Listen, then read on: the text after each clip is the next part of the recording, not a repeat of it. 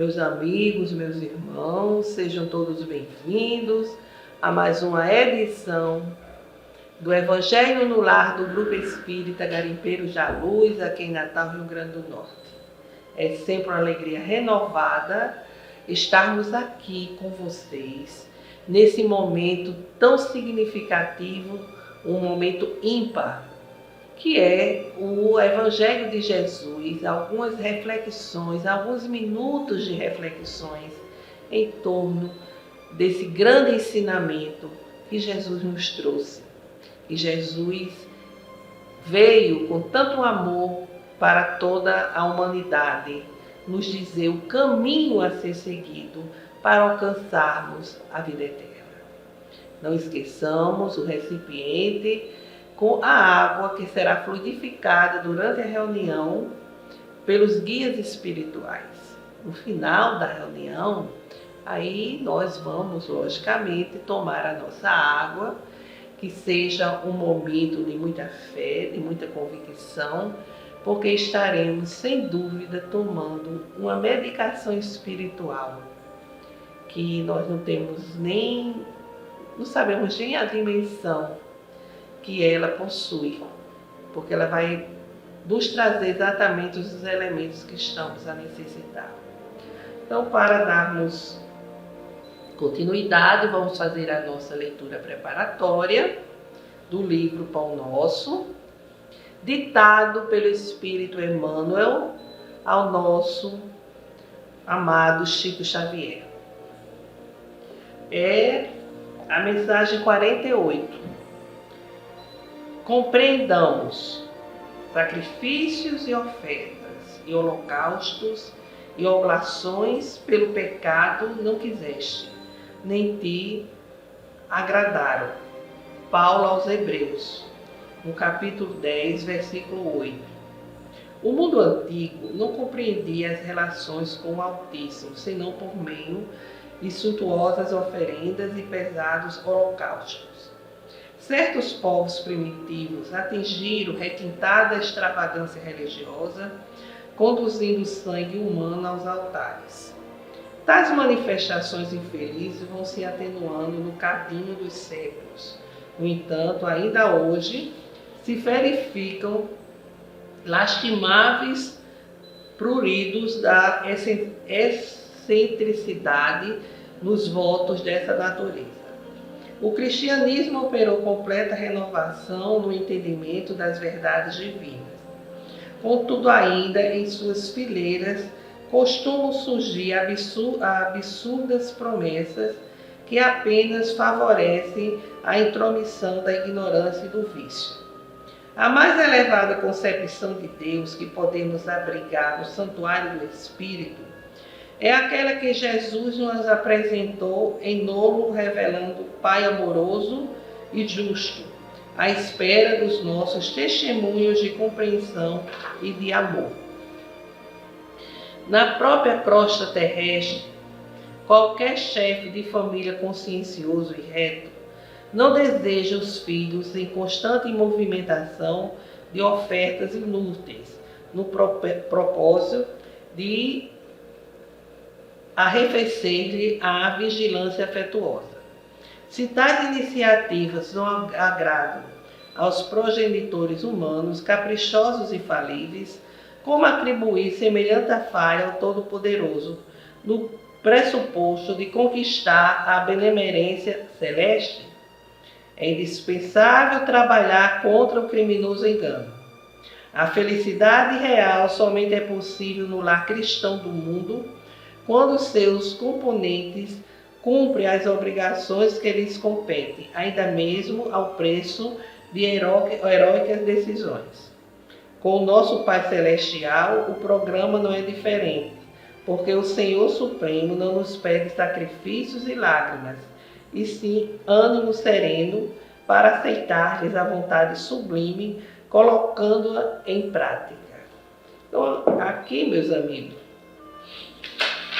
Emmanuel nos pede para compreendermos que não estamos mais naquele tempo de sacrifícios, de ofertas, de dos altares, né? Derramamento de sangue, sacrifício de pessoas, sacrifício de animais. Nós estamos com Jesus numa caminhada libertadora, transformadora. Temos que compreender que Deus não nos pode conceder tudo aquilo que imploramos, tudo aquilo que tanto desejamos, porque não estamos ainda a nível de compreender essas bênçãos, não estamos ainda no nível de saber lidar com situações que tantas vezes nós imploramos, porque é necessário merecer para que as bênçãos do alto cheguem até nós. É necessário trabalhar incessantemente no lar, como ele diz aqui, no lar cristão do mundo. No lar cristão do mundo, ou seja, ele chama de lar toda a humanidade, né? Todo o orbe terrestre. O programa que ele diz aqui não é diferente, porque Deus não nos pede sacrifícios nem lágrimas, apenas bom ânimo para vivermos na seara do Senhor, para vivermos conforme a sua sublime vontade. Então, meus amigos, vamos fazer a nossa prece inicial. Elevar nossos corações, a nossa mente ao alto. Pedir a bênção dos benfeitores espirituais. Jesus, Mestre incondicional de nossas vidas, estende vossas mãos sobre todos nós, nos envolvendo com a vossa graça, com a vossa misericórdia, ajudando-nos, Senhor, a identificar os caminhos mais retos que nos conduzam à concretização, à integração com os vossos propósitos. Fica conosco, Jesus, agora e sempre. Que assim seja. Bem, meus amigos, aqui estamos, mais uma vez, estudando os ensinamentos de Jesus a partir do Sermão da Montanha. E assim, chegamos a mais um momento em que Jesus, diante daquela multidão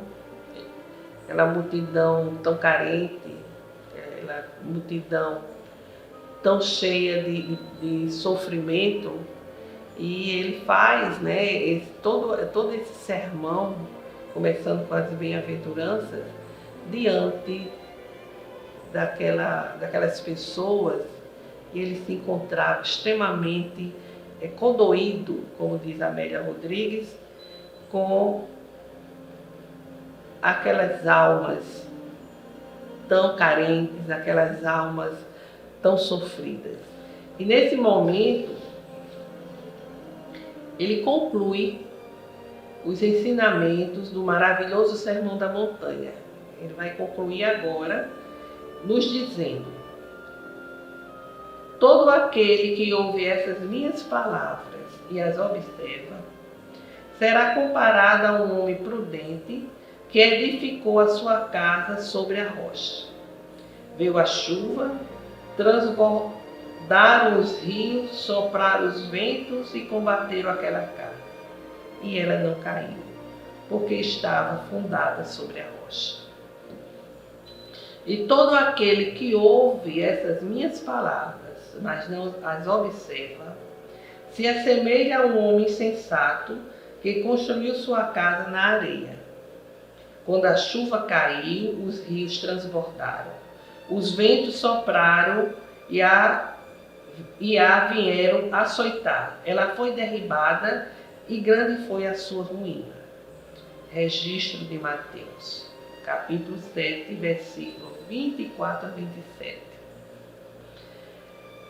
Podemos observar que Jesus, ele insiste, ele orienta que devemos observar as leis de Deus, as leis divinas, que devemos observar as suas palavras, não só no conhecimento. Ele diz assim: aquele que ouve as minhas palavras e observar, que nesse sentido é vivenciar, colocar em prática. E ele faz essa comparação extremamente didática com a construção de uma casa, né? A construção sobre a rocha. E que reflexões nós podemos fazer nesse momento. Ele nesse instante, Jesus buscava penetrar a consciência de todos que estavam ali, de todos que ouviam, de forma a tocá-los, despertá-los e fazê-los sentir a necessidade de uma reforma de seus hábitos, pois haviam esquecido o decálogo, ou seja, a lei de Deus, os 10 mandamentos como conhecemos, que foi dado no Monte Sinai. Ali está a lei divina, e que Jesus, com seus ensinamentos, veio esclarecer, orientar melhor. Eles estavam, as pessoas daquela época, acostumados a observar apenas as práticas e as cerimônias exteriores, achando que isso era o suficiente para agradar ao Senhor, para torná-los assim acessíveis à vida eterna. Isso era observar as cerimônias, as práticas, e eles já estavam irrepreensíveis, eles eram irrepreensíveis diante dos olhos de Deus. Outro engano comum, e que também um engano daqueles que se consideram cristãos, é supor que basta a memorização das escrituras, o conhecimento teórico dos princípios religiosos. Os princípios religiosos corretos, ou a concordância com certos dogmas teológicos também seria o suficiente para a salvação de suas almas. Isso eles pensavam, né, que bastava a memorização das escrituras, e hoje nós que nos dizemos cristãos achamos que somos verdadeiramente cristãos porque temos o conhecimento dos princípios religiosos corretos, ou a concordância com certos dogmas religiosos, que isso basta, né, o suficiente para a nossa salvação. No entanto, de todo será inútil se não fizer que os homens produzam frutos da bondade e justiça no trato com os semelhantes. Isso nós já vimos anteriormente. Jesus enfatiza muito isso com relação à prática, com relação à vivência. Não basta o conhecimento, não basta cumprir com determinadas cerimônias, rituais e dogmas, e não ser verdadeiramente cristão. A gente sabe que tudo isso decorre desde o início, logo depois que Jesus vai para o mundo espiritual, surgem os primeiros conflitos entre os grupos do cristianismo primitivo, né? Porque cada grupo queria ter assim a razão, de estar com a verdade com relação à interpretação dos ensinamentos de Jesus. E isso gerou muita discórdia, inclusive conflitos. Os grupos que eram maiores, mais fortes, dominavam os mais frágeis, né? os mais frágeis, aqueles que eram menores, né? E isso foi se alastrando, isso foi gerando, inclusive, as guerras santas, né? Que era exatamente pela divergência com relação às práticas que iam acontecendo, que iam surgindo como as práticas cristãs. E isso fragmentou muito o cristianismo e fragmentou, inclusive, a própria fé das pessoas. E Jesus, no entanto, aqui já nos advertia, já nos orientava, que a nossa fé, nosso caráter religioso, nosso caráter espiritual, a nossa vida espiritual, ela deve estar alicerçada de uma forma muito forte. E ele dá o exemplo da casa, né? Que a casa, ela precisa, para ela não ruir, ela precisa estar construída em cima de uma rocha, de algo muito forte, né?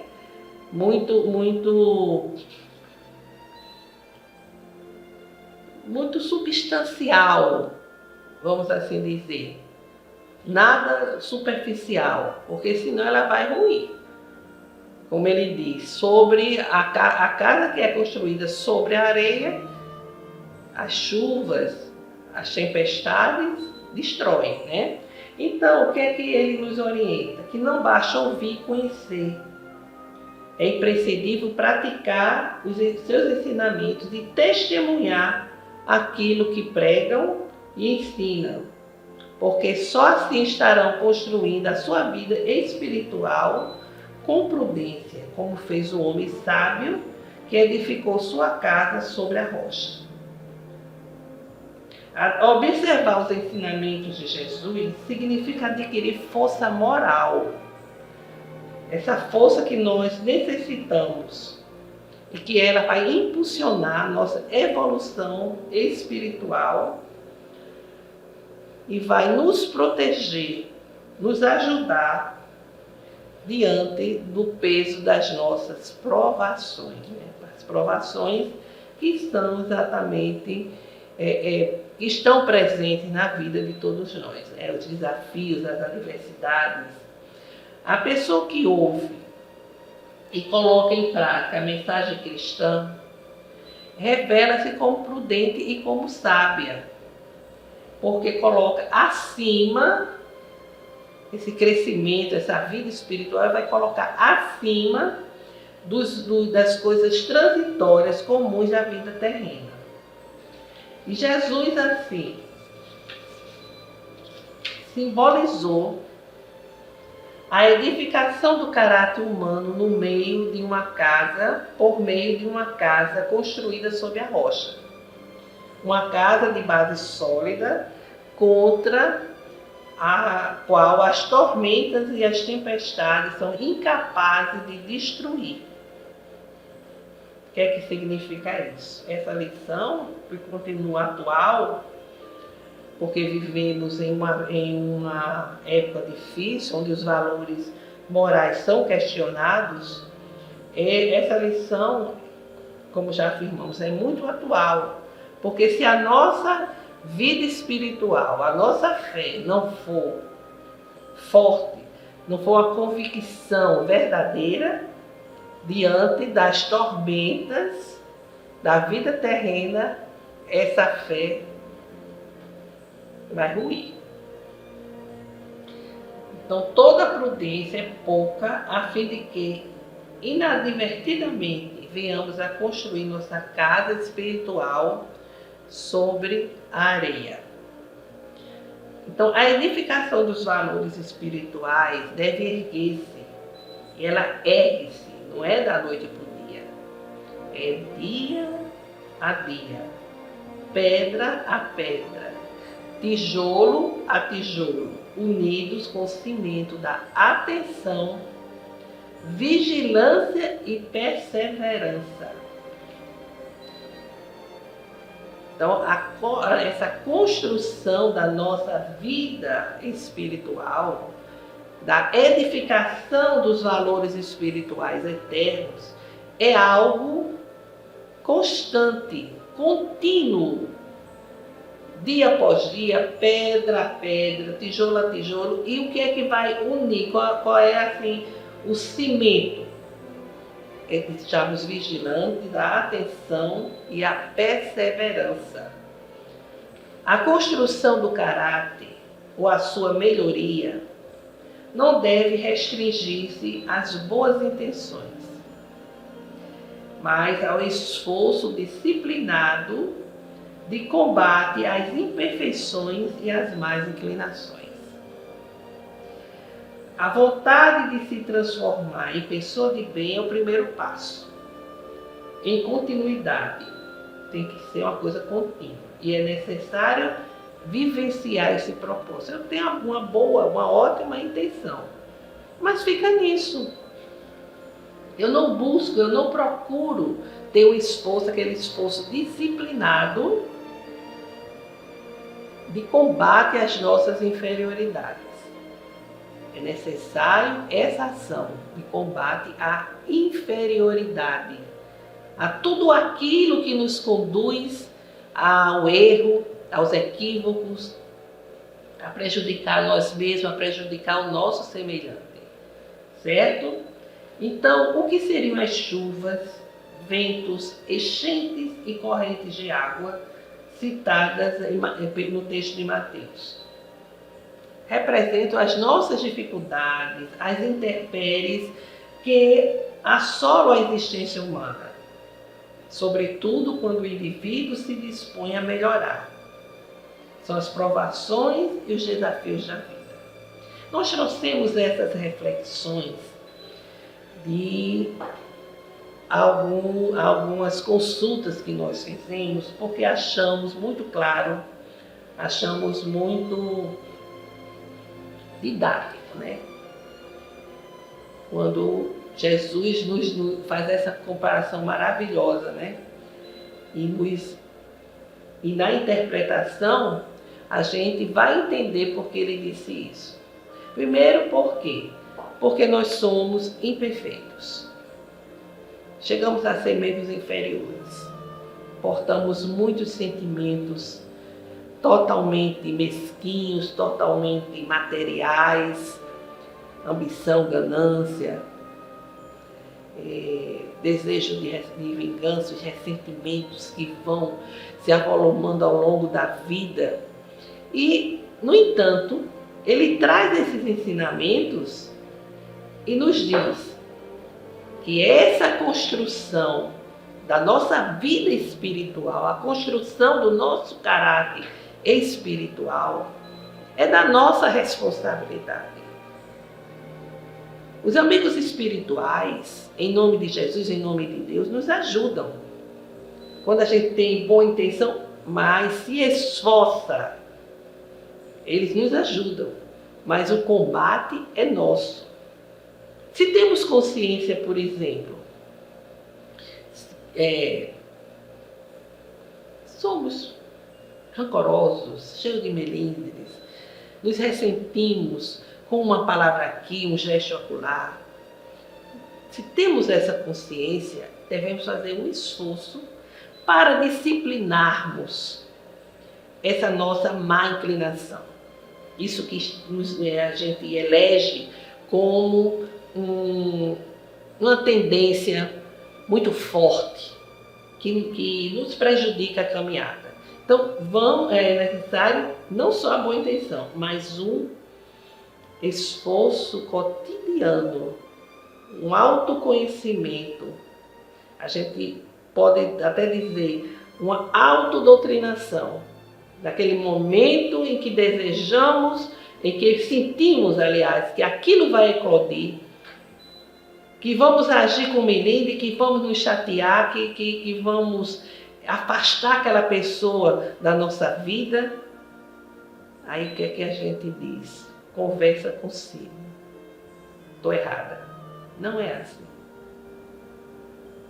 Eu tenho que ter a compreensão da fraqueza do outro. Eu tenho que me lembrar que Jesus manda fazer a outro o que desejamos que nos seja feito. Então eu gostaria de ser compreendido, de não ser tratado com ressentimento. Eu vou exatamente fazer o que eu gostaria que fosse feito comigo. E esse é um trabalho que podemos chamar de autodoutrinação. A consciência das más inclinações, aquela que a gente elege como a mais danosa e procura cada dia ir trabalhando, a cada dia ir disciplinando essa vibração, disciplinando esse pensamento, esse sentimento. Porque, como disse aqui o trecho, a vontade de se transformar é o primeiro passo. Mas essa vontade tem que ser revestida de um propósito, que seria o propósito de vencer, de eliminar essa má inclinação. Tem a boa intenção, tem a vontade, mas é necessário a ação. E quando a gente se predispõe a se melhorar, muitas dificuldades podem surgir em nossa caminhada. São as provações, são os testes para que a gente desenvolva a persistência, para que a gente desenvolva a convicção daquilo que queremos. Como ele diz aqui, são as provações e os desafios da vida. As tempestades, as dificuldades, as correntes de água que o texto de Mateus cita, são exatamente tudo aquilo que nos atinge, tudo aquilo que vem ao nosso encontro em termos de adversidades, em termos até de dor e sofrimento mesmo. Mas a gente não pode recuar. Temos que nos fortalecer nos ensinamentos do Cristo, uma fé sólida para que a gente possa ir construindo, edificando a nossa vida espiritual. E ele aqui nos diz também: ninguém se transforma de um dia para a noite, sem que os cuidados exigidos no processo de edificação moral. Então, esse processo de edificação moral requer de nós estudo, exemplos, esforço, experiência. Então, é um processo pedagógico, didático mesmo. É um aprendizado em que as nossas possibilidades, as virtudes que se encontram dentro de nós venham ser afloradas para serem desenvolvidas, para serem aperfeiçoadas. Então, que nós possamos construir a nossa vida espiritual, nosso caráter espiritual, como a construção de uma casa sobre a rocha, para que as dificuldades, as adversidades não venham ruir os nossos bons propósitos. Então, meus amigos, agora vamos fazer as nossas vibrações, vamos elevar nossos corações, a nossa mente ao alto, vibrar saúde, fé, esperança, paz, amor. Senhor Deus Pai Criador, aqui estamos a rogar pela paz entre as nações, pelo entendimento junto de todos aqueles que possuem o poder nas mãos, para que as guerras não venham dissipar tantas vidas. Rogamos, Senhor, pelo nosso país, para que os governantes possam agir com responsabilidade, com lucidez, com discernimento, levando amparo aos menos favorecidos. Pelo fortalecimento da doutrina espírita e seus princípios kardecianos e do Evangelho do Cristo. Pela paz, perdão e concórdia, junto daqueles que não sintonizam conosco. Rogamos pela cura, pela recuperação da saúde de familiares, parentes e amigos que estão a passar por provas no campo da doença. Por todas as famílias, Senhor, para que o Evangelho do Cristo chegue aos lares, levando harmonia. Façamos agora uma pausa para que cada um interiormente possa apresentar as suas rogativas específicas.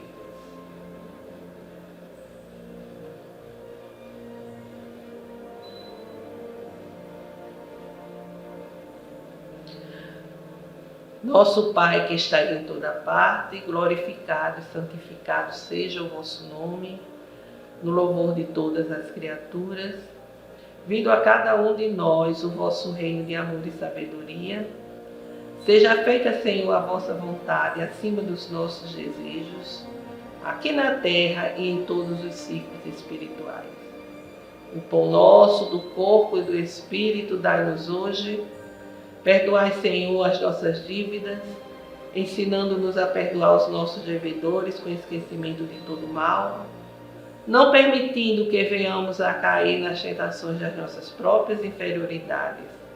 Livra-nos, Senhor, de toda maldade, para que reine a paz, o entendimento, o amor na caridade, hoje, amanhã e sempre. Que assim seja. Com esta prece, encerramos o Evangelho de hoje, desejando a todos muita paz. Até breve.